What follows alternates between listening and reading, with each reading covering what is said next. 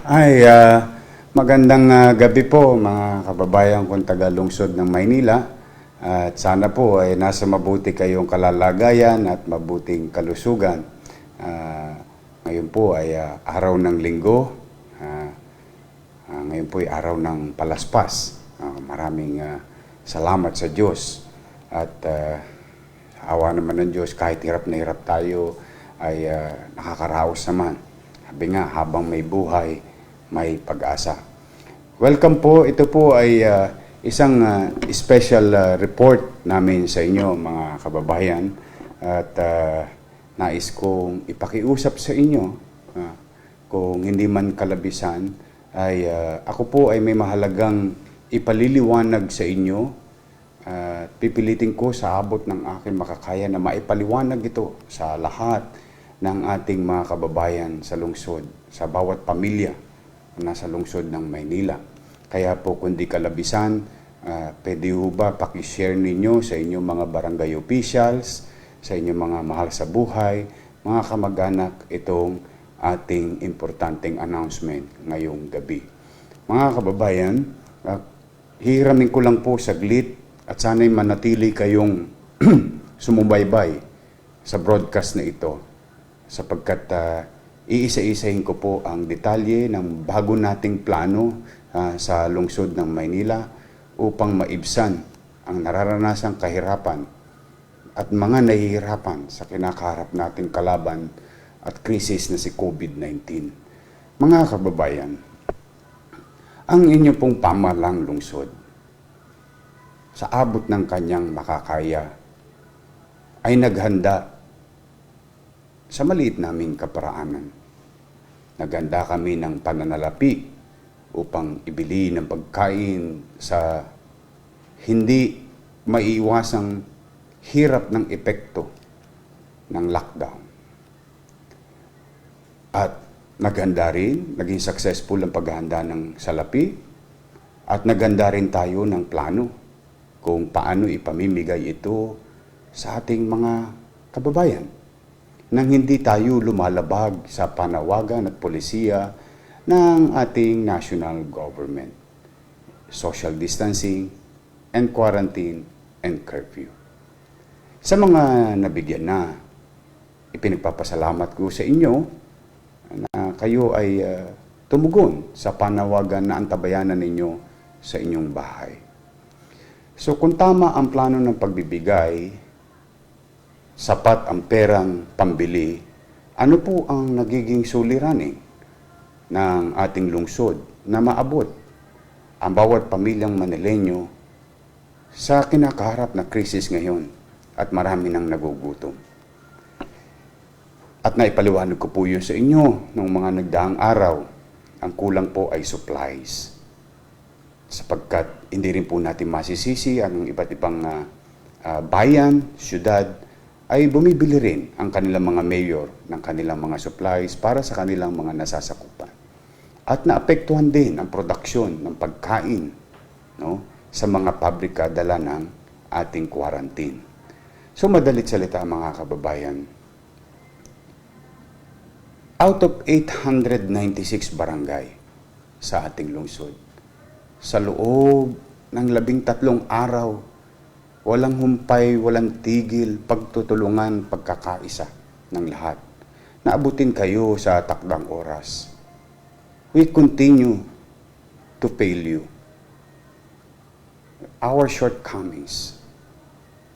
Sapagkat, mga kababayan, as of today, 352 barangays pa lamang po ang nabibigyan namin ng ayuda ng ating pamahalang lokal.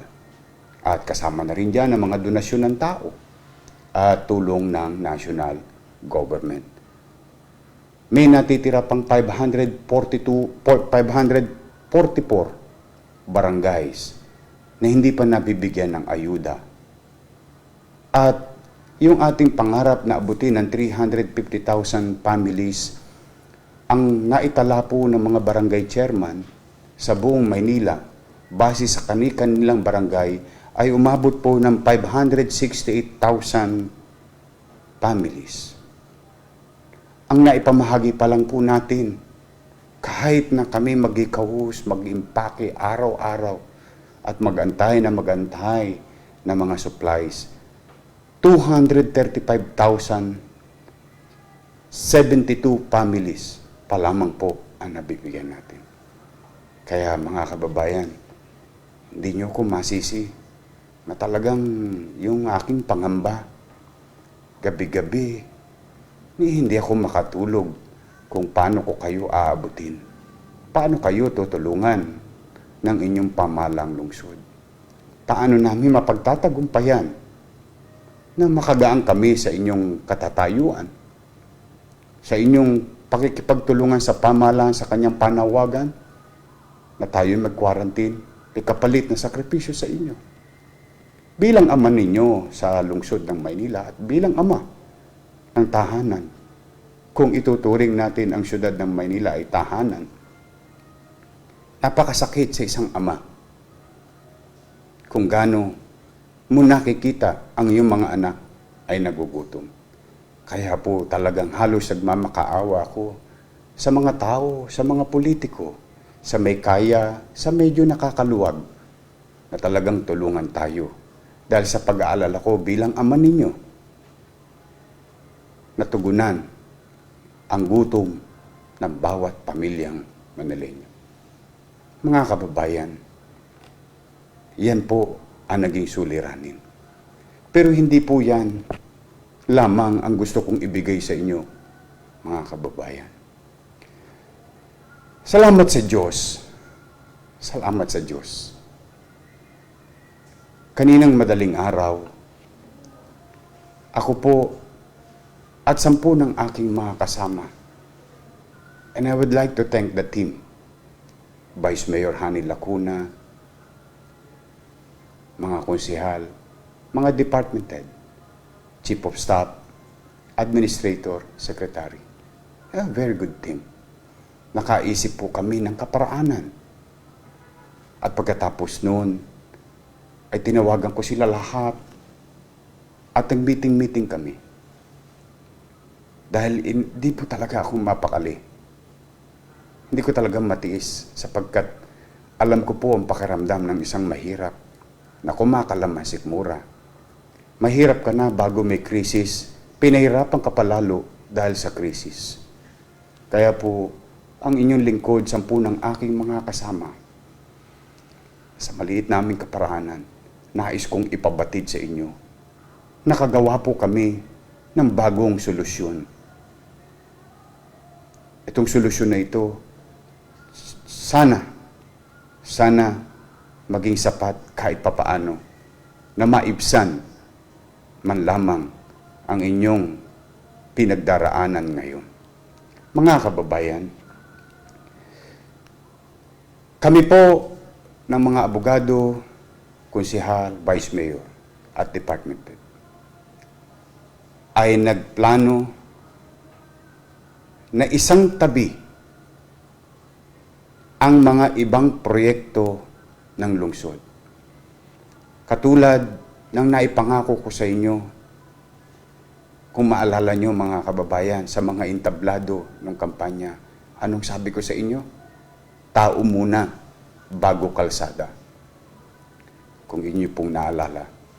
Kaya po, ang ginawa namin, ang mga pagawaing bayan na maari namang makapaghintay at wala namang kumakalam na sikmurang ang kalsada, ay amin pong isinantabi. At nais kong ibalita sa inyo na nakakalap kami ng pondo. At ipaliliwanag ko sa inyo, mga kababayan, what transpired over the 12 hours. And I hope, pasensya na kayo, kailangan kong himay-himayin at ipaalam at magkaroon ng maliwanag at pagkakaunawaan sa plano ng inyong pamahalang lungsod, mga kababayan. At ipinagpapasalamat ko sa ating Majority Floor Leader Joel Chua, sa ating pong President Pro Tempore Ernesto Isip, at kay Vice Mayor at 10 ng mga konsehal. And let me read you the newly approved ordinance dahil ako po yung nagpatawag ng special session. Talagang napuyat din po yung aking mga konsihal. Talagang maswerte po ako. May mga kasama ako sa gobyernong ganito. But let me read you, and I hope, pasensya na po kayo, ito po'y salitang English, pero mamaya po, ipaliliwanag ko sa inyo ang epekto nito. Paano ko kayo maabot ngayon sa mga darating na araw. Immediately, then let me read, mga kababayan, an Ordinance 8625, an ordinance authorizing supplemental budget number 2, series of 2020, through the budgetary realignment involving an amount of 591,500,000 for the City Amelioration Crisis Assistance Fund or CACAF 2020. Ano po ang ibig sabihin nito? Let me read you the exact ordinance, then I will go on explaining it later. Whereas on Section 2 of Republic Act Number 11469 provides that Presidential Proclamation Number 92, Series of 2020 was issued declaring a state of public health emergency throughout the Philippines due to the Corona Disease 2019 or COVID-19. And Code Alert System for COVID-19 was raised to Code Red Sub-Level 2 in accordance with the recommendation of Department of Health and Interagency Task Force of the Management of Emerging Infectious Diseases. Further, Presidential Proclamation Number 929, Series of 2020, was issued declaring a state of calamity throughout the Philippines and imposed an enhanced community quarantine throughout Luzon. In view of the continuing rise of confirmed cases of COVID-19, the serious threat to the health, safety, security, and lives of our countrymen, the long-term adverse effects of their means of livelihood, and the severe disruption of economic activities, a state of national emergency is hereby declared over the entire country. Whereas, both proclamation enjoined all government agencies and local government unit like us to render full assistance to and cooperation with each other and mobilizing the necessary resources to undertake critical, urgent, and appropriate disaster response aid and measures in timely manner to curtail and eliminate the threat of COVID-19.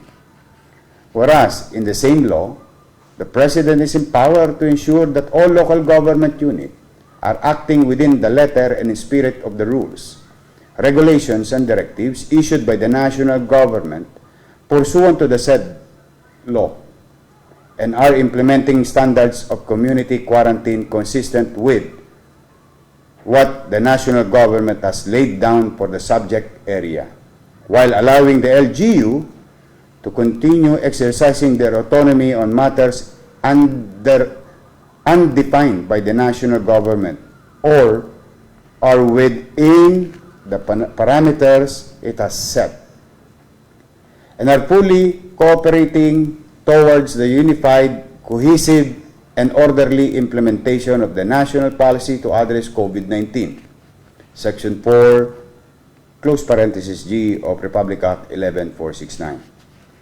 Whereas the Local Government Code states that a supplemental budget may also be enacted in times of public calamity by way of budgetary realignment to set aside appropriation for purchase of supplies and materials or payment of services which are exceptionally urgent or absolutely indispensable to prevent imminent danger to or loss of life or property in the jurisdiction of the local government unit or in other areas declared by the President in a state of calamity.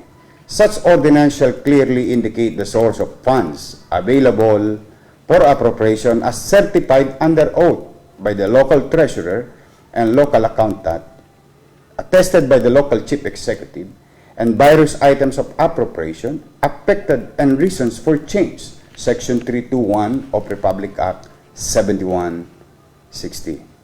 Whereas, the Department of Interior and Local Government and Department of Budget and Management had issued Joint Memorandum Circular JMC number 01 dated March 27, 2020, providing additional guidelines on the utilization of the 20% of the annual internal revenue allotment for development project in view of the coronavirus 2019 situation.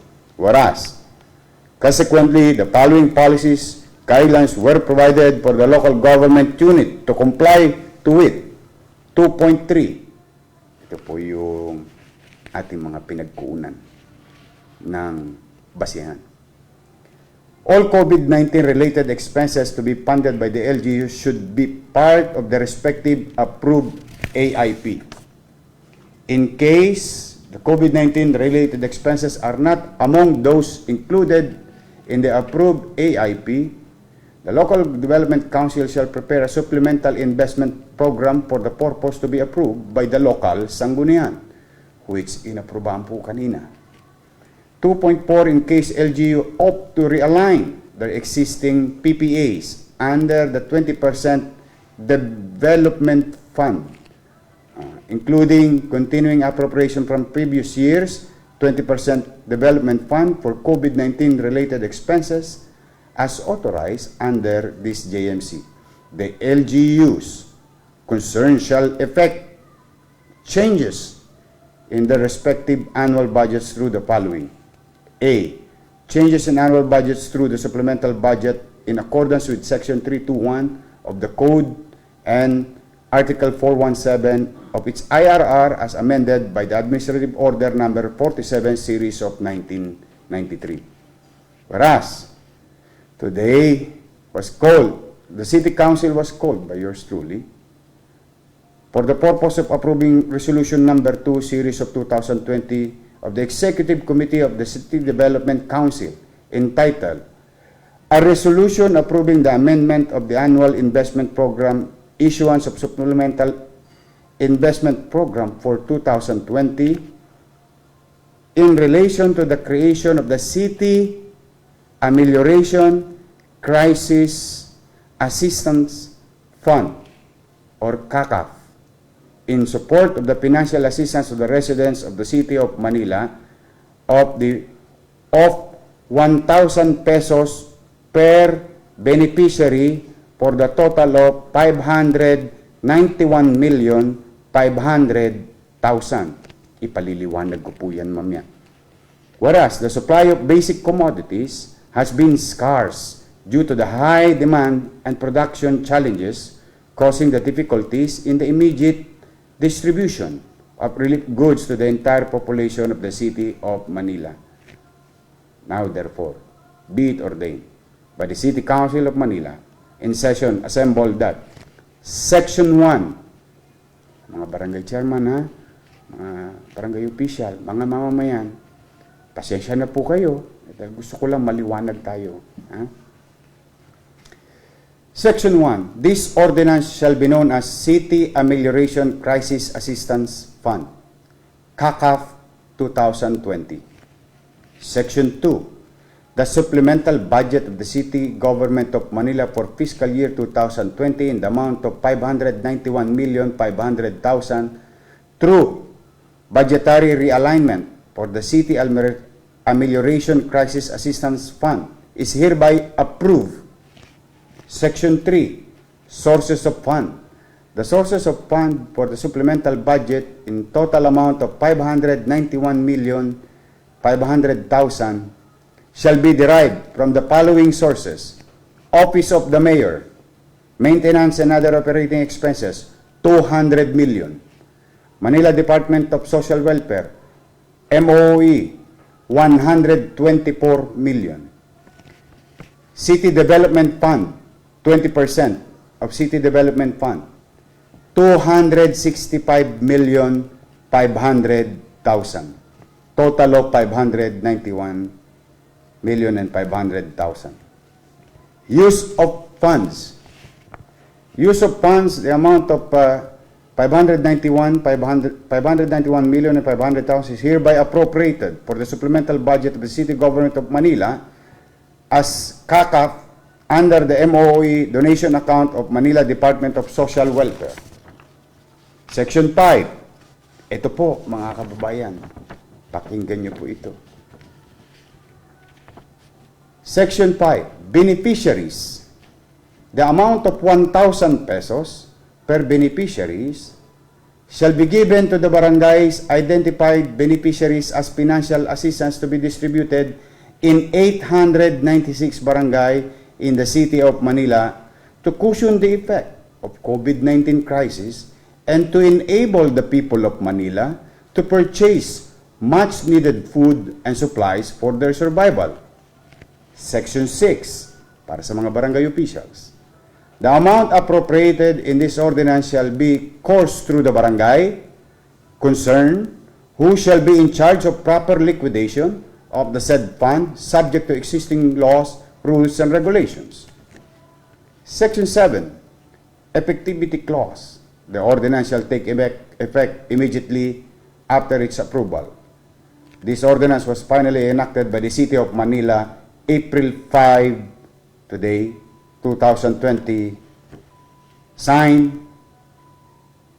Maria Sheila Hani Lacuna Pang, Vice Mayor and Presiding Officer, and yours truly as your Mayor. Pinirmahan ko na po ang bagong batas.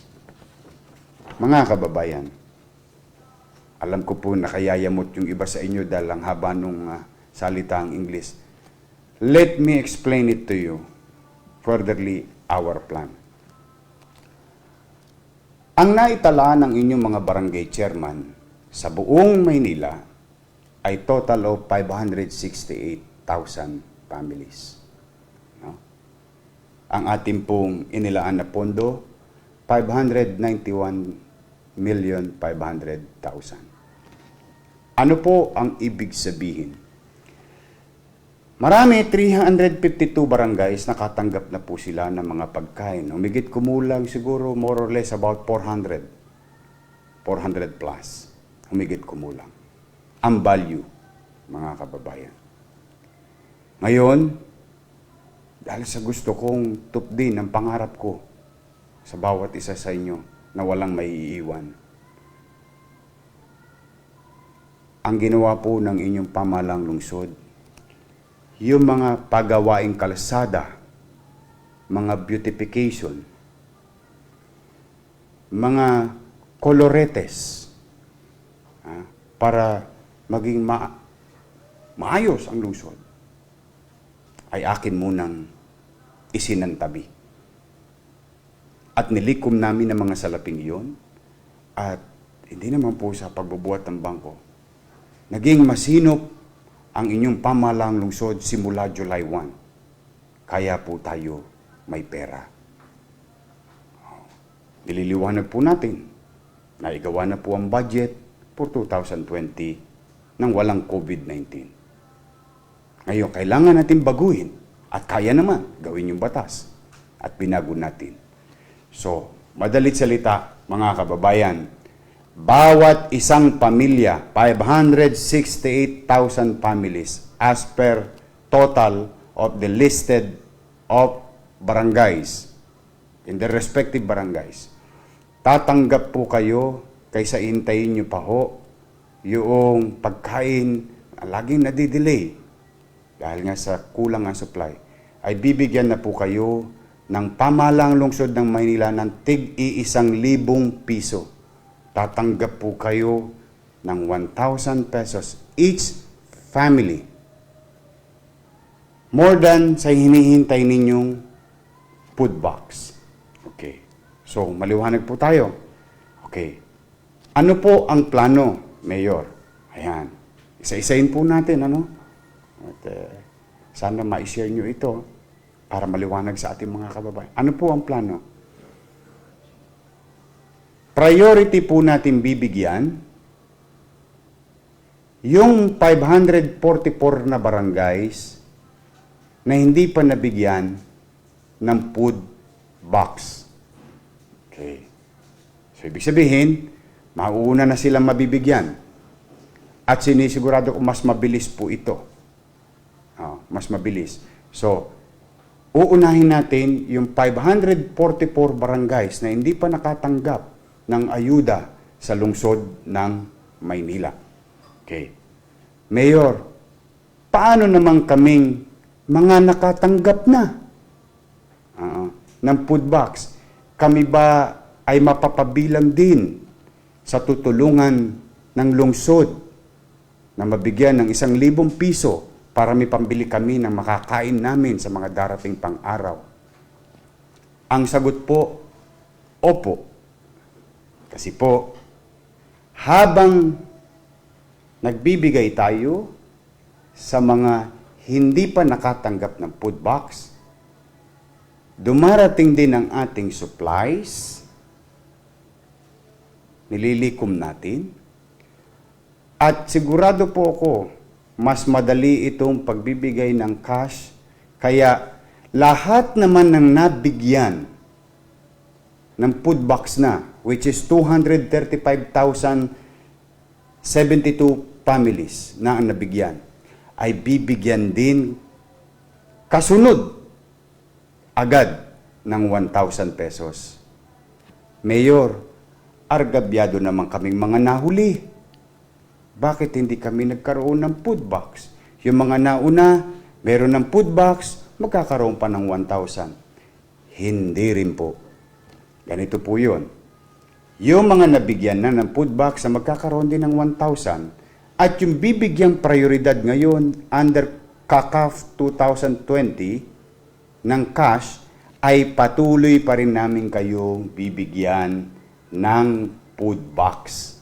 Para pantay-pantay, isang araw ay lahat nabigyan ng food box o food pack at lahat nabigyan ng 1,000 pesos. I hope maliwanag po yun. Ulitin ko, no? Iuunahin natin yung mga 544 barangays. Bibigyan sila ng cash. Isusunod natin, babalikan natin, bibigyan din ng cash. 1,000 per family. Galing sa City of Manila. Tapos, patuloy natin bibigyan ng food box yung hindi pa nabibigyan na nakatanggap na ng 1,000. So, maliwanag po. Yun ang plano. Halimbawa, let us just say, ang sinabmit ni Chairman, meron siyang 800 families. Bibigyan po siya ng syudad ng Maynila 800,000. Base sa kanyang tala, sa kanyang listahang nasa amin na. So, kung ilan ang nakalista sa barangay, yun ang eksaktong amount na i-receive ni Chairman na pera. Maliwanag po, ano? Paano ipapamahagi? Ayan. Mga barangay official, house to house, wala pong pila. Kaya niyong ikutin yan.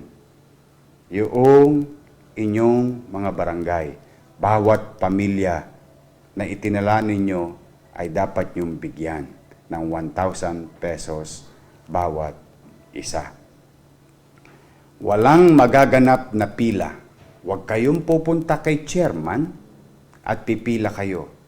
Kasi ayoko po, dahil tayo naman sa awa ng Diyos, wala pa naman nagbabiolate sa mga gawain ng pamahalang lokal ng social distancing, quarantine, at curfew. Okay? Ang mga barangay official ay tatanggapin ng buo yung cash at sila ay mag-i-issue ng resibo at acknowledgement receipt. Ang tanong, Mayor, kailan po yan? Pinirmahan ko na po ang ordinansa ngayon na ipasanan ng konseho. Maraming salamat sa konseho. Maraming salamat sa mga department head. Maraming salamat kay Vice Mayor Hani Lacuna. Papublish po yan tomorrow at mag-uumpisa po tayong mamimigay sa Tuesday, Wednesday, at sa tingin ko po by Thursday nabigyan na ang lahat ng kani-kaniyang barangay. Okay. Liwanag po, no? Mabilis po ito. No? Ngayon, ano ang obligasyon ng barangay official? O siya naman po ay mag-i-issue ng resibo at acknowledgement receipt at required siyang i-distribute kaagad sa ating mga bawat pamilya. Mayor, paano namin malalaman kung ang aming barangay ay nakatanggap na ng unang ayuda at ikalawang ayuda, partikular na ang cash na ibibigay ng City of Manila sa bawat pamilyang Manileño? Abangan nyo kami rito. Gabi-gabi, ipahayag ko sa inyo yung mga barangay na tumanggap na ng cash or kakaf at aming ipahayag sa inyo, mga kababayan. Ngayon naman, ang barangay, at may bibigay na kaming direktiba sa kanila, matatanggap na nila yan, malapit na, ilang oras na lang. Sila ay required na mag-liquidate ng 3 days. Kasi, maniniwala ko, pag ang barangay tumulong, sabay-sabay, mas marami tayo maabot sa tamang panahon. Kaya po, I hope maliwanag po, Ako naman, ang pakiusap ko, buong kababaang loob, mga barangay official, tulungan niyo ako. Alam kong marami sa inyo napakabuti ang loob. At yung mga hindi pa, ngayon po Semana Santa, magmuni-muni tayo. Ako po ay naniniwala pa rin sa inyo, mga kababayan. At dapat kayong patuloy na paniwalaan ng ating mga kababayan kasi kayo ay mga halal ng bayan. Kayo ay ginagalang sa inyong mga barangay at kailangan namin ng tulong ninyo. Naniniwala kami sa inyo, sa inyong kakayanan.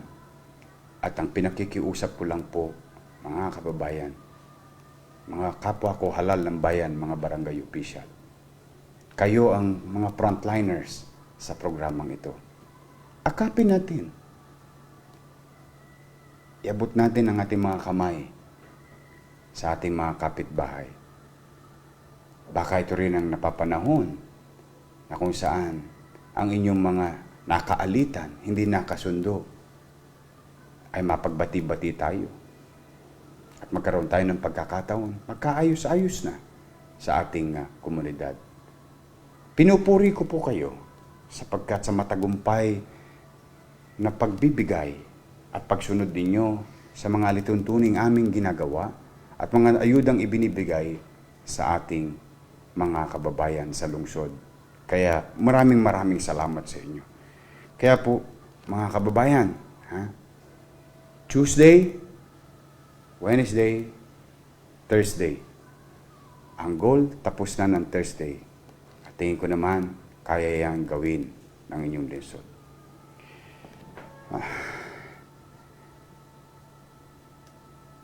Sana po sa ganitong paraan man lamang ay nakapagbigay kami sa inyo ng konting pag-asa.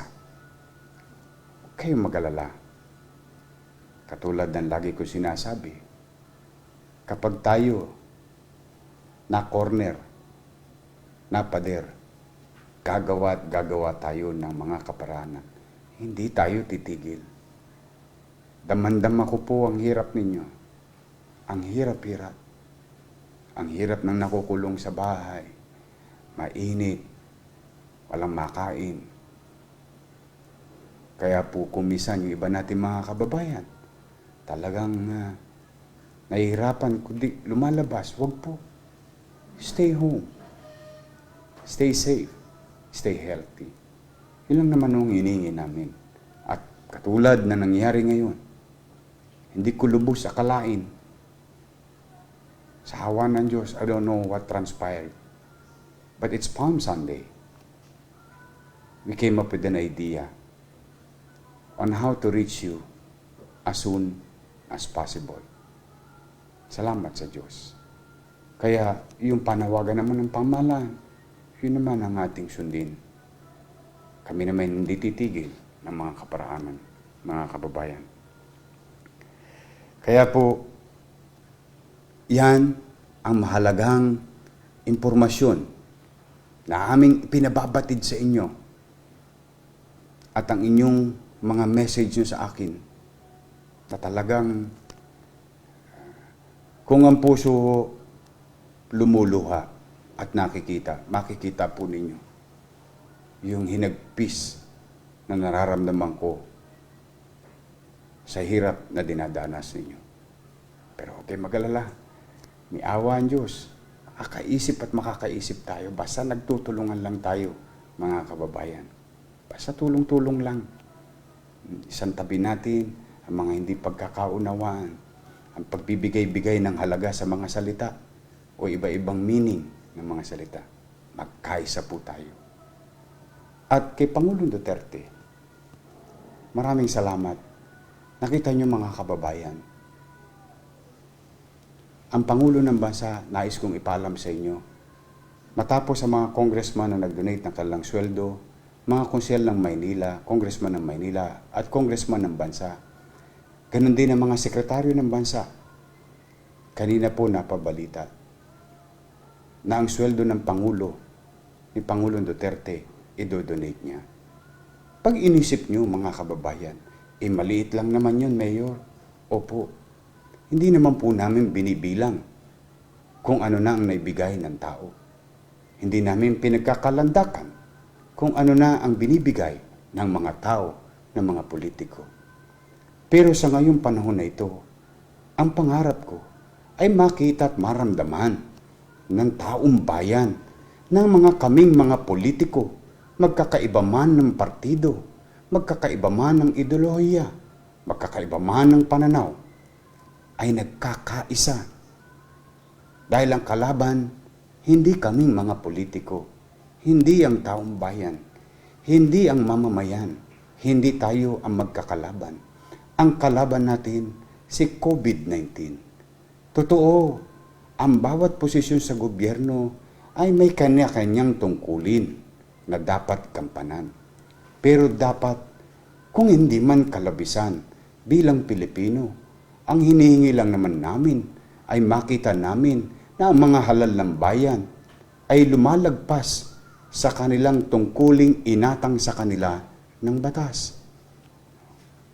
At ito ang kailangang makita ng bawat Pilipino, ng bawat Manileño, na kami nagkakaisa, isinantabi ang politika. Yan, pinatunayan na naman ni Pangulong Duterte. At para sa kaalaman ninyo, hindi po kami magkapartido. Kaya huwag tayo mag-iisip na may politika. Hindi kami magkapartido. Pero nakita niya na ang panawagan ng boses ng tao. Ano ba naman yung isang sweldo? Hindi nga sweldo eh. Kahit 1 kilong bigas, makita lang ng tao na we went beyond our duties. So muli, Pangulong Duterte, binibigyan mo kami ng lakas ng loob. Maraming salamat sa iyo. Maraming salamat. At ipinakita mo muli ang pagmamalasakit mo sa ating mga kababayan dito sa amin sa lungsod ng Maynila. Sa mga kabinete, maraming salamat. Sa mga congressmen, maraming salamat sa pagtugon ninyo. Sa mga pribadong individual, maraming salamat. Sa lahat ng tumulong at araw-araw na tumutulong, bukas i-announce ko kayo dahil gusto ko lang mo i-focus ngayon yung bagong pamamaraan at plano ng lungsod. Maraming salamat sa inyo. Mga kababayan, ulitin ko, Linggo, araw ng Diyos, palaspas sa ating mga Katoliko. Ano't anuman ang inyong mga paniniwala. Basang importante, naniniwala tayong mas may makapangyarihan pa sa atin sa itaas. Ngayong gabi, magsama-sama tayong manalangin. Sana patuloy tayong gabayan ng Panginoon Diyos ang mga lider ng ating bansa na maging malawak ang kanilang damdamin, kaisipan, at tunay na maramdaman nila ang nararamdaman ng taong bayan na huwag silang lalayo sa taong bayan. Panalangin din natin ang ating mga frontliners, nagkakasakit, nangamatay. Panalangin natin ang kanilang pamilya sa kanilang mga sakripisyo. At sana, huwag mapariwara ang lahat ng sakripisyong iyon. Ipanalangin natin na may mga sakit din.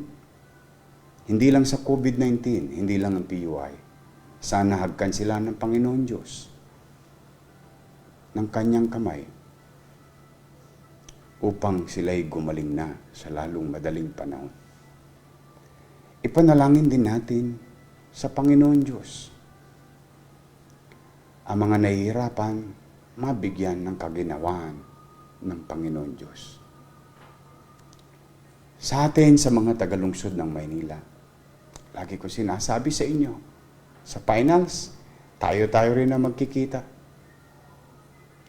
Walang magmamalasakit sa ating mga batang Maynila, kundi tayo rin kapwa batang Maynila. Kaya po, sana ngayong gabi, ngayong araw na ito, nakapagdulot man lamang kami ng konting liwanag sa dilim. Gandang gabi. Pagpalain nawa kayo ng buong may kapal. Manila, God first. Maraming salamat po. Hanggang sa muli.